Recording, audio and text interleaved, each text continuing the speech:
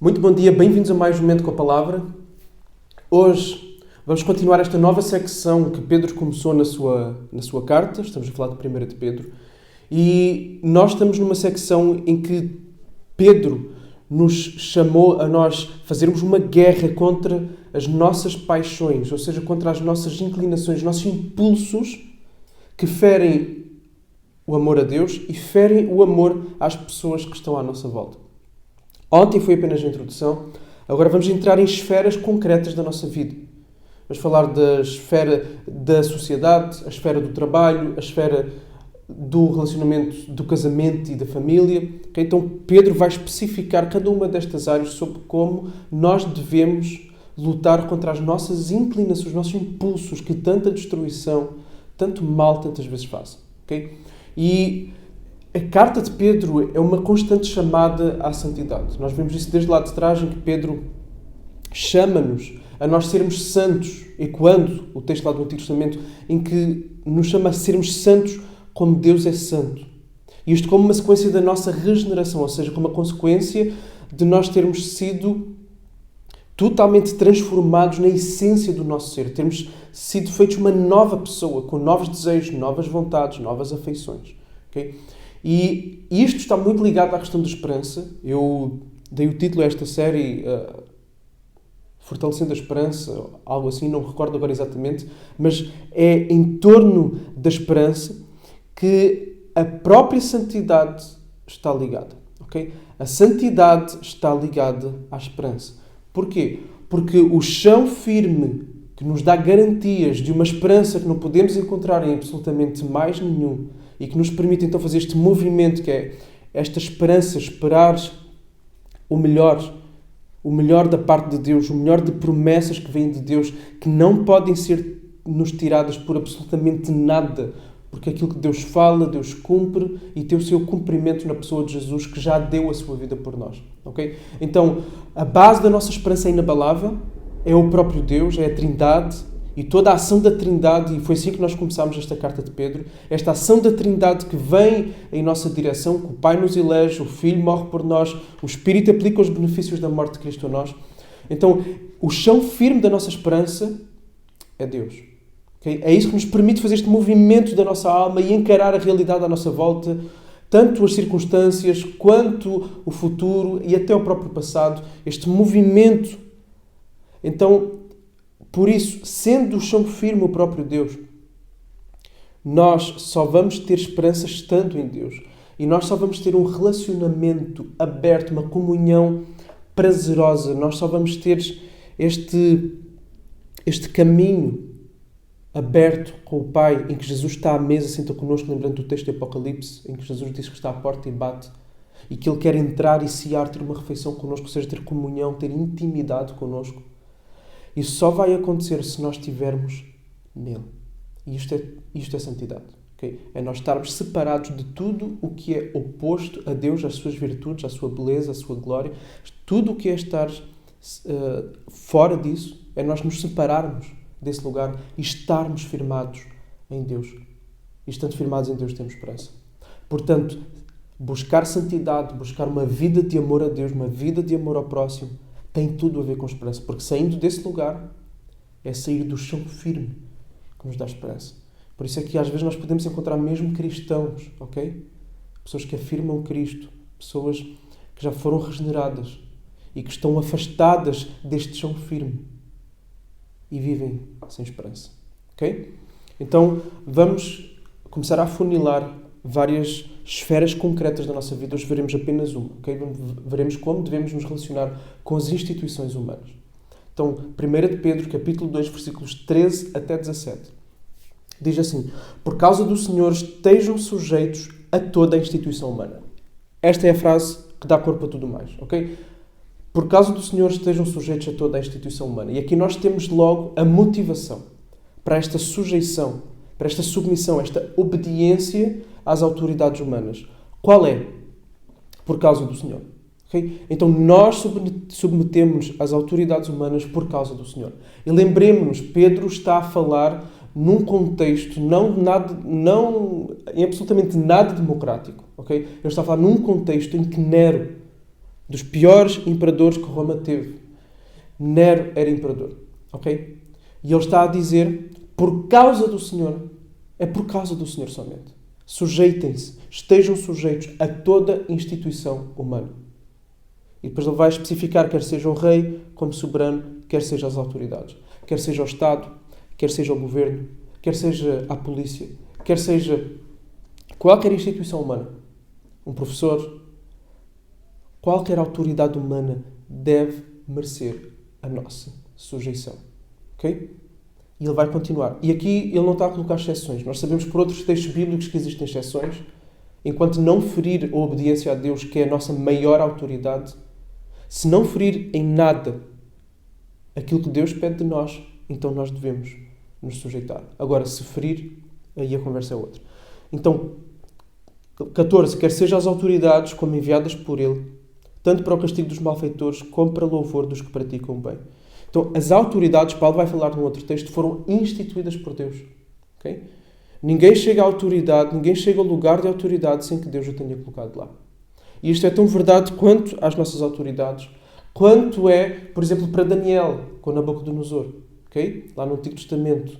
Nabucodonosor era um ditador absoluto, destruidor dos vários lugares para onde ele passava. E ele fez isso com Jerusalém. Arruinou Jerusalém, as muralhas, o templo, levou o povo exilado para a Babilónia, obrigou-os a aprender uma nova cultura.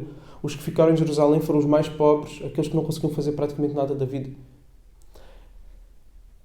Os ditadores como o da Coreia do Norte, ou então presidentes de países mais democráticos, os reis, como a rainha de Inglaterra, todas as autoridades estão onde estão, porque na providência divina elas chegaram aí. Okay? Nos propósitos de Deus. Então, são enviados por Deus para castigo dos malfeitores e para louvor dos que praticam o bem. Okay? Esse é o objetivo. Esse é o objetivo de toda a autoridade. Condenar o mal e elogiar, louvar, recompensar o bem. Isto é o que deve fazer toda a autoridade. Nem sempre isto acontece, mas é isto que deve acontecer. E aqui no nosso país nós vemos que muitas vezes a injustiça, a corrupção, a maldade passa impune. Nós muitas vezes vemos isto. E vemos também que muitas vezes aqueles que querem fazer o bem são completamente desprezados. Mas felizmente também, de forma geral, nós vemos o mal a ser punido, vemos a polícia a atuar, vemos os tribunais a condenar. Okay? Nós, de forma geral, vemos o mal a ser punido e vemos o bem a ser elogiado. De forma genérica, nós vemos isso. Então vamos dar graças a Deus por isso. Vamos nos sujeitar às autoridades. Versículo 15. Porque assim é a vontade de Deus que, pela prática do bem, vocês silenciem a ignorância dos insensatos. Aqui temos uma razão. Okay? Esta é a vontade de Deus. Nós vamos nos sujeitar porque essa é a vontade de Deus. Pode não ser a nossa muitas vezes, mas essa é a vontade de Deus. Okay? Então, nós sujeitamos às autoridades não por causa de qualquer outra motivação a não ser a glória de Deus, e porque é da vontade de Deus que nós nos sujeitemos. Qual é o fim? Qual é o objetivo lá à frente? O objetivo é que, pela prática do bem, nós possamos calar os malfeitores. Nós possamos calar os insensatos. Nós possamos calar aqueles que nos acusam muitas vezes. Okay? Então, o cristão tem que ter esta conduta exemplar. Já falámos disto ontem. E Pedro vai continuar a falar nas várias esferas da vida. Okay? Eu sei que isto hoje pode não parecer assim nada interessante, mas a pergunta é, será que não é interessante porque é algo que nós não queremos de facto fazer? Porque, vamos ver a seguir, como pessoas livres que são, não usem a liberdade como desculpa para fazer o mal. Okay? Nós somos pessoas livres, nós somos filhos de Deus, nós sabemos para onde vamos. Nós temos uma visão de toda a vida diferente da maioria das pessoas. Okay? Nós temos esta percepção de como tudo vai acabar, de onde tudo veio. E a nossa tendência pode ser, eu não sou daqui mesmo, eu vou me encostar. Okay? Somos estrangeiros, a minha autoridade é outra, não é isto aqui. Não. Que a nossa liberdade não é porque o nosso pai é aquele que manda nisto tudo que nós vamos fazer como queremos. Okay? Então, a nossa liberdade não pode ser utilizada como desculpa para fazer o mal. Nós devemos nos sujeitar mesmo àquelas coisas que nós não concordamos. Não viola a vontade de Deus? Não. É desconfortável? É, mas vou fazer a mesma. Ok? Então há certas coisas que eu não concordo. Imaginem o que é numa sociedade as pessoas não fazerem aquilo com que não concordam. Isso é um caos. Já muita gente faz isso, ok? Em várias coisas. Imaginem se fosse isso levado a todas as áreas e num nível muito mais elevado. Seria um caos completo numa sociedade. A sociedade perde todo o seu funcionamento. Pelo contrário, vivam como servos de Deus. Então é exatamente por sermos servos de Deus, é exatamente por sermos submissos a Deus que nós vamos ser submissos a quem Deus diz para nós ser submissos. Então nós vamos ser submissos às autoridades. Vamos ser submissos às leis que regem a economia, às leis que gerem o Código Civil, às leis que gerem o Código da Estrada, às leis que gerem as tecnologias, o mundo digital. Vamos ser submissos a todas as leis. Vamos ser submissos às leis. E nós muitas vezes abrimos brechas, abrimos espaços de várias formas. No Código da Estrada, com velocidade, com jeitinhos aqui e ali, na pirataria, online. Então nós abrimos sempre jeitinhos. Mas a submissão às autoridades passa por isso aqui. Passa por isso aqui. Tratem todos com honra. Amem os irmãos na fé. Temam a Deus e honrem o Rei.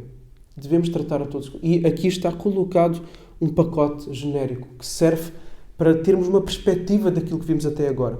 Devemos tratar todos bem. Diz aqui que nós devemos temer a Deus e honrar o Rei. Porquê é que ele não pôs Deus no fim? Ele pôs Deus antes. Temam a Deus e honrem o Rei. Ou seja, como uma consequência do vosso temor a Deus, honrem o Estado português. Honrem os vossos professores. Honrem o vosso patrão. Honrem qualquer autoridade na nossa sociedade. Nós vivemos numa hierarquia, isso é assim, ok? Vivemos numa sociedade hierarquizada e nenhuma sociedade vai sobreviver se não houver uma hierarquia, se não houver lideranças, até na igreja há liderança, ok? Tem que existir uma hierarquia e quando falamos de hierarquia, nós pensamos logo em sistemas ditatoriais quase, pensamos logo em pessoas que se aproveitam e pisam umas às outras. Não. Estamos a falar de uma hierarquia de lideranças serviis, generosas, que querem de facto promover o florescimento daqueles que lideram. Okay? Se acontece ou não, isso é outra conversa. Mas é isso aqui. Toda a sociedade precisa disso. Okay? Então, temamos a Deus e honremos o Rei. Nós devemos amar os irmãos na fé. Todos nós vamos concordar. Por isso devemos honrar também as nossas autoridades. Devemos tratar todos com honra. Este é o pacote completo. Dizemos amém, sim, devemos amar os irmãos. Dizemos amém, sim, devemos temer a Deus. Mas às vezes nem sempre dizemos amém a honrar as autoridades. E tu e eu certamente sabemos áreas nas quais nós damos jeitinhos na desobediência ao Estado, aos pais, aos professores, aos patrões, ao governo, à polícia, etc. Os jeitinhos todos que nós damos. Coisas pequenas. Isso não faz mal, ninguém vê. O problema é que esse é o princípio de outras coisas maiores, com maiores proporções. Tá? Então vamos refletir nisto e vamos ser santos aí. Se queremos ter uma vida de esperança, devemos também obedecer às autoridades. A obediência às autoridades e a nossa esperança. Deus te abençoe.